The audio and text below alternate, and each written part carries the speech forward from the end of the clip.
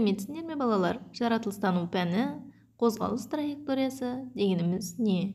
Бүгін біз балалар қозғалыс траекториясының не екенін білетін боламыз.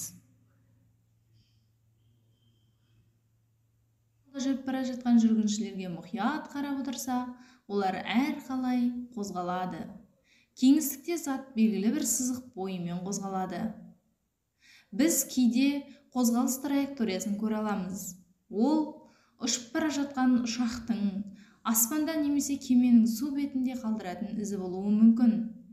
Автокөліктің, аспандағы әуе шарының қозғалыс траекториясын көре алмаймыз. Дененің қозғалысы, денелер қалай қозғалады? Олар кеңістікте үнемі түзік сызық бойымен қозғала ма? Мінекей, әр дене әртүрлі қозғалады.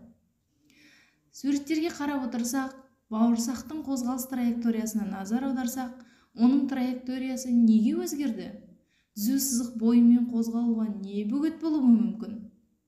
Үнемі түзік сызық бойымен қозғалуға бола ма? Неліктен? Себебі денелер әртүрлі траекториямен қозғалады. Қозғалыс бағытын өзгерте алады.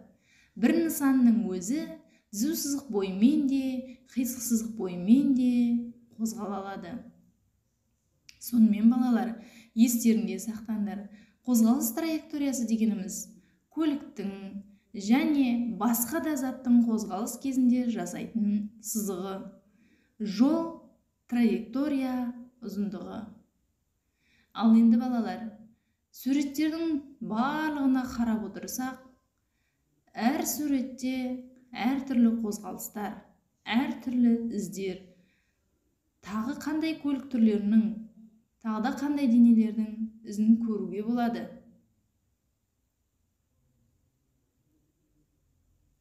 Сонымен балалар, траекторияны түзу сызық және қисық сызық деп екіге бөлуге болады. Жұмыс дәптеріндегі 30-шы бетке назар аударсақ, біз кейде мектепке келерде біреуіміз түзу сызықпен, біреуіміз қисық сызықпен келеміз. Яғни қисық сызық деп отырғанымыз, яғни кедергіге, алдымыздағы кедергілерден өтіп қисық сызықпен келеміз. Соны біз мектепке барарда қандай жолмен келетінімізді мына дәптерге сызып көрсетеміз. Енді 31-ші бетке назар аударайық. Траекторияны таңда. Көлік суретін оған сәйкес келетін траекториямен қосамыз. Мына жерде әртүрлі суреттер берілген.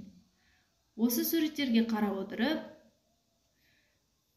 траекторияны таңдап, бір-біріне сәйкестендіріп қосамыз.